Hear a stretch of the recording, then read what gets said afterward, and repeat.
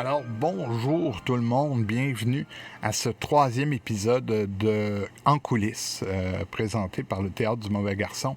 Mon nom est Stéphane Bélanger, directeur autoproclamé du Théâtre du Mauvais Garçon, ainsi que guide et chargé de projet au Musée Pop de Trois-Rivières.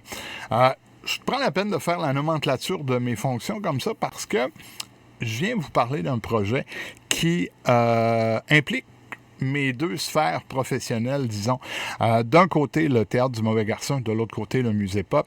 On est en coproduction pour mettre sur pied le premier événement en présentiel de la part du Théâtre du Mauvais Garçon. Donc, ce sera un spectacle qui s'intitule...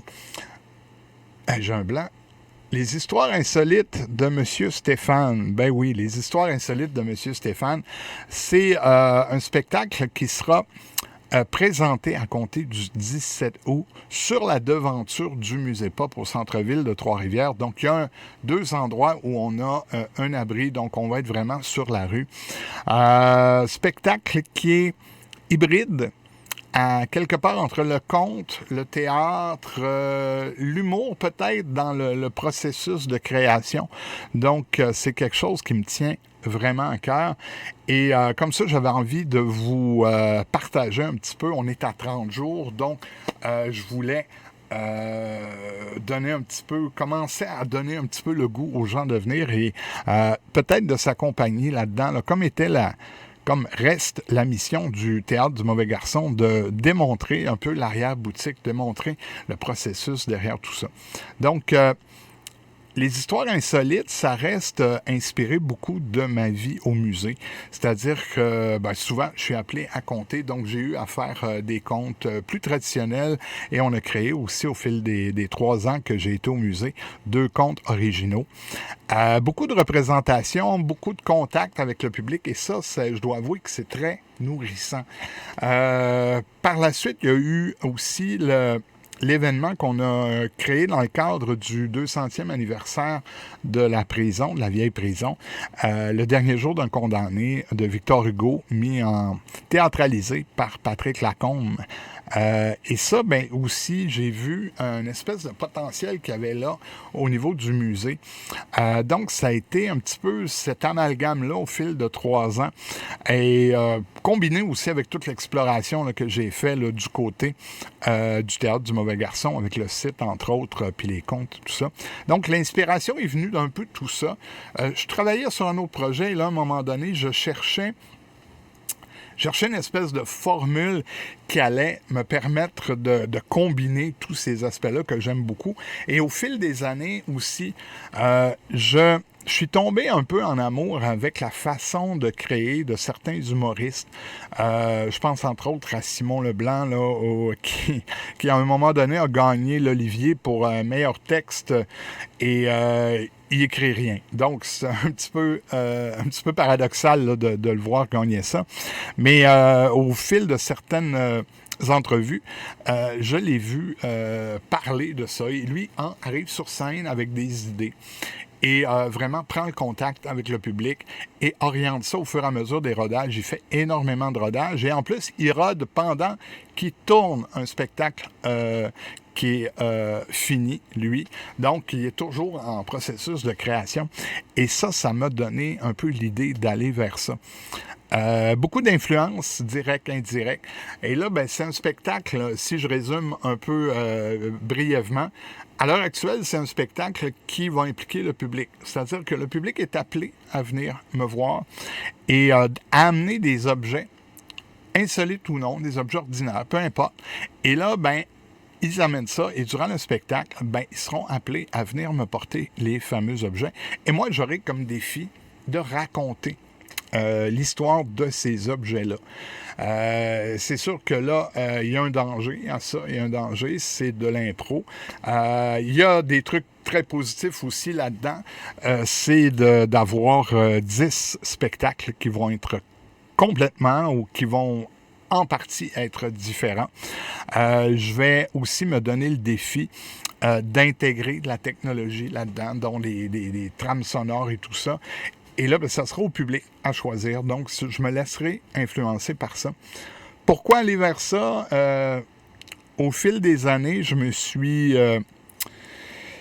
Ça fait plus de 30 ans là, que je fais du théâtre et au fil des années, je me suis retrouvé à un peu m'ennuyer dans l'espèce de carcan. On pratique le théâtre en vase clos pendant 3, 4, 5 mois. On crée une mécanique qui marche, qui plus ou moins, dépendamment selon les cas. Et on arrive en salle, et là, ben, dans la salle, c'est rodé, on roule comme ça d'un soir à l'autre. Et moi, je m'ennuie un peu là-dedans. Et j'avais hâte de trouver une espèce de médium avec lequel j'allais pouvoir m'amuser. Et le musée, je vais me parler brièvement tantôt, mais le musée, à travers les visites, me donne cette espèce de côté-là. C'est sûr que durant les visites de la vieille prison, je répète toujours essentiellement la même chose, mais étant donné que les visiteurs sont jamais les mêmes, donc les visites sont toujours quand même très différentes. Je dois m'adapter, je dois changer les rythmes. J'ai des visiteurs qui sont plus auditifs, j'ai des visiteurs qui sont plus visuels, j'ai des visiteurs qui veulent interagir, j'ai la panoplie de possibilités est là. Donc, durant la journée, je peux faire 4 visites, mais complètement différentes. Et ça, ben, j'avais hâte d'amener ça au théâtre. J'avais hâte aussi de rentrer aussi, comme je disais tout à l'heure par rapport aux humoristes, de rentrer ce processus de création-là. Je trouve ça un peu ingrat pour le monde du théâtre d'arriver et de dire, bon, ben on pratique et là, le soir de la première, devant le public, devant les médias, on doit être parfait, on doit être rodé, tout ça, et on n'a souvent pas la chance de le faire. En tout cas, en particulier à Trois-Rivières. Et dans le monde du théâtre, dans ce que j'ai connu, il n'y avait pas cette chance-là là, de dire on rentre plusieurs mois en répétition. Et souvent, ben, quand on va faire cette répétition-là, ben, on n'aura pas le contact avec le public. Je sais que dans les dernières années, il y a des troupes de la région qui ont incorporer un peu ce qu'on appelait un focus group. Donc, on amène des gens à assister à une répète. Mais moi, j'ai le contact avec le public qui est encore là. Puis si on se rappelle de notre histoire un peu théâtrale, ben le théâtre, à l'époque, ben il vivait à travers les interactions qu'avec le public. On pouvait, dans Shakespeare, on pouvait manger, boire, on pouvait crier, on pouvait intervenir. Molière était dans les places publiques et tout ça, donc je me compare pas à ces deux grands-là, mais c'est pour vous dire qu'on a un peu encarcané le théâtre et la représentation publique. Petit souvenir comme ça, où est-ce que quand j'ai joué le dernier jour d'un condamné, on était dans la cour arrière de la vieille prison de Trois-Rivières et là, je suis dans un contexte où ça fait longtemps que j'ai pas joué. Je suis habitué à la salle, tout ça, la quiétude de la salle. Et là, ben, j'ai des autobus qui passent, j'ai des autos, des motocyclettes, j'ai des gens sur des balcons qui crient, j'ai une famille qui arrive, qui est sur le bord de la clôture avec leurs enfants, qui mangent des céréales, à même les bols, ils sont en pyjama. Pendant une longue montée dramatique, j'ai un petit couple qui saute la clôture et qui vient s'asseoir tout près de la scène. Alors ça, quand j'ai vécu ça il y a deux ans, c'était traumatisant, mais en même temps, là, avec le recul, je me rends compte que ça me manque, mais ça me manque vraiment beaucoup. Est-ce que c'est un spectacle qui va être de rue? Peut-être, je pense pas. Là, à l'heure actuelle, c'est un spectacle qui va être quand même dans un coin retiré. Rue, peut-être. Je travaille aussi présentement sur l'image là, que ça aura. Au niveau du conte, on est habitué avec une espèce de conteur un peu sympathique, bon vivant, un peu limite un peu simplet, qui va être toujours un peu mal pris, puis qui va... Et ça, je voulais un peu casser l'image de ça. Ben, de toute façon, si on me regarde, on est loin de cette image-là. Donc, je travaille présentement le personnage, une espèce de vagabond, un peu vagabond errant, un peu croche, qui va peut-être pouvoir s'impatienter, qui a des défauts. Là, je suis sur la présentation, parce que oui, c'est un show spectacle essentiellement basé sur l'impro, mais là, il y aura des portions un peu clair et tout ça. Et là, ben, je dis dans mon intro, ben, présentement dans le brouillon que j'ai, ben, je fais un spectacle avec le public où le public va m'aider à créer parce que j'aime pas ça lire les textes, j'aime pas ça apprendre par cœur, j'aime pas ça me forcer et je lui donne plein de défauts et ce qui fait en sorte que là, on aura une espèce de collaboration ensemble.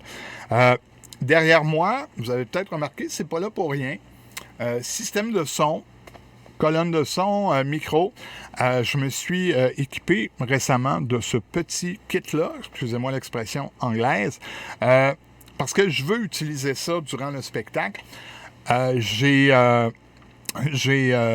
vu quelques spectacles de contes récemment ou même des spectacles de théâtre où le comédien est toujours au bout de sa voix, est toujours en train à la limite du cri, puis même quand il murmure, il y a quelque chose de très théâtral.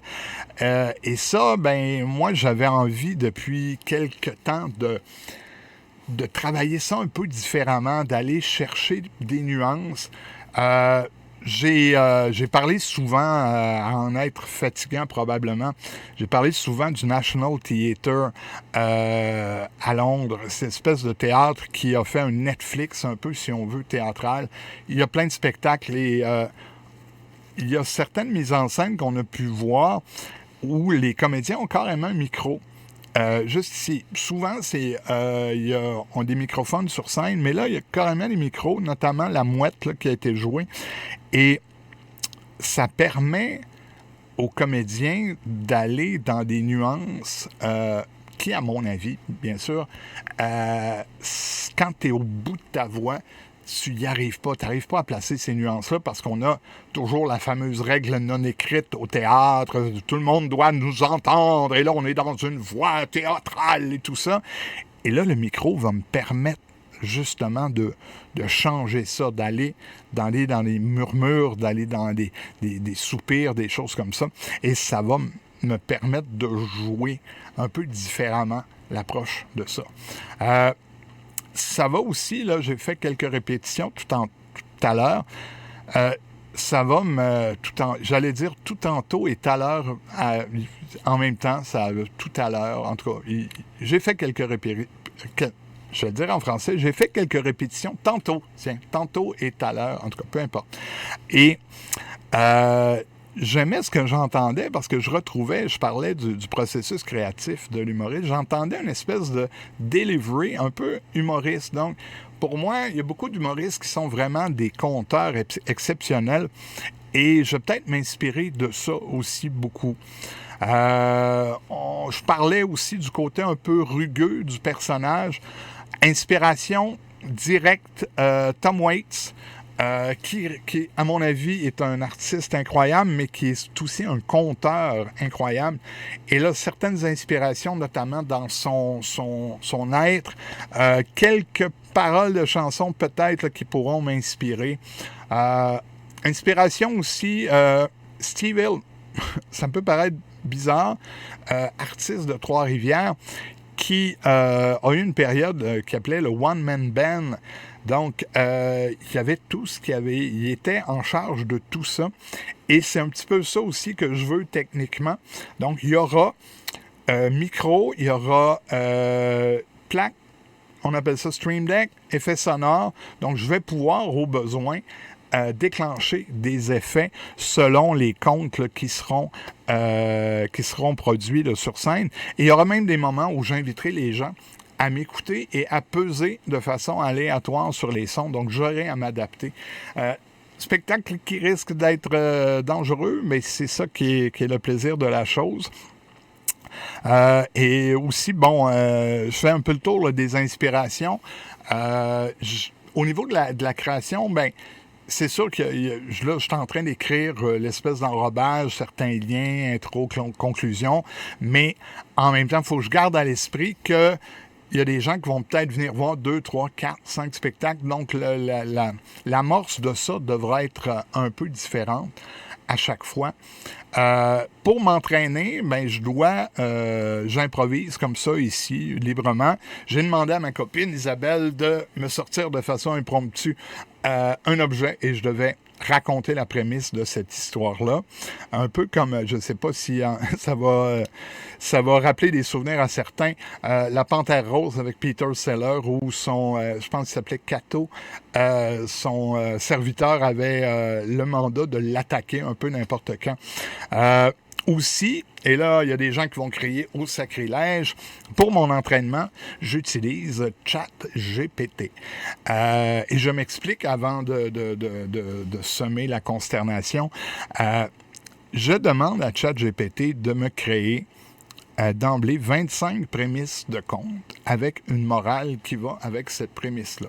Donc, Enter. Liste après quelques secondes de 25 prémices. Et là, moi, je fais tout simplement réviser ça et embarquer des possibilités de compte. Quelques jours plus tard, je demande encore une fois 25 nouvelles prémices de compte et je m'entraîne avec ça. Est-ce que j'aurais pu me créer ces prémices-là moi-même? La réponse est oui, probablement. Est-ce que j'aurais pu créer ces prémices-là moi-même en aussi peu de temps? La réponse est non, assurément. ChatGPT me permet justement de sortir énormément d'idées. Et là, parce que j'ai rien de placé, je dois baigner dans une multitude d'idées. Et créer 25 prémices de compte, ça va peut-être me prendre plusieurs jours, voire une semaine ou deux. Créer 25 prémices de compte avec ChatGPT, ça me prend quelques secondes. J'ai pas le luxe de consacrer des journées supplémentaires juste à l'exploration comme ça. Donc, ça me permet de débroussailler. C'est pas tout parfait, c'est pas tout, mais il y a des trucs vraiment intéressants. C'est pas des trucs qui révolutionnent les choses, mais c'est vraiment, pour moi, je pense ça comme aller au gym. Donc, j'arrive avec ChatGPT, prémisse de compte, je passe une journée à répéter ça, je fais mes biceps, mes squats, si on veut prendre l'image du gym, mais je travaille de cette façon-là. Qu'est-ce qui va arriver après le spectacle? Ben là, on a 5 représentations à 2 représentations, 5 journées, de représentation à 2 représentations par jour, le matin à 10h et l'après-midi à 14h. Qu'est-ce qui arrive après ça? Est-ce qu'il y aura une durée de vie différente? Est-ce que je vais me servir des comptes qu'on aura créés pour en arriver à autre chose? Je ne sais pas encore. C'est vraiment... on est dans l'exploration pour l'instant. Donc, c'est un rendez-vous. Je vais sûrement vous refaire d'autres capsules comme ça, histoire d'ici au 17 août, histoire de vous garder en haleine là, pour voir un petit peu le processus, là, où ça s'en va. C'est un peu pêle-mêle, mais ça, il faut s'habituer avec moi. Les idées se bousculent dans ma tête. Et moi, c'est ça aussi, ce qui est important, c'est qu'on montre l'arrière, on montre le processus créatif, puis les gens qui arriveront le soir, la journée du spectacle, ils pourront faire des liens, tout ça. Donc, je vous remercie. Merci d'être là si vous n'êtes pas familier avec le Théâtre du Mauvais Garçon Facebook, Théâtre du Mauvais Garçon, le site théâtredumauvaisgarçon.com. Il n'y a pas... C'est des spectacles gratuits, souvent, c'est des trucs sur le web que je fais gratuitement, et il n'y a pas de...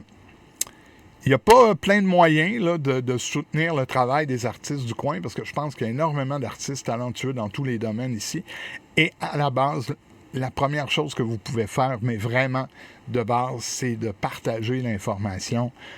Je sais qu'on est inondé de partage, mais là, pour l'instant, c'est à peu près les seuls moyens qui nous restent. Donc, partagez l'info et ça sera à ce moment-là un rendez-vous le 17 ou sinon sur le site et la page Facebook du Théâtre du Mauvais Garçon d'ici là. Donc, merci. Merci de soutenir le théâtre, les arts du coin. Au plaisir de se revoir au Musée Pop là, si jamais l'occasion se présente. Au revoir.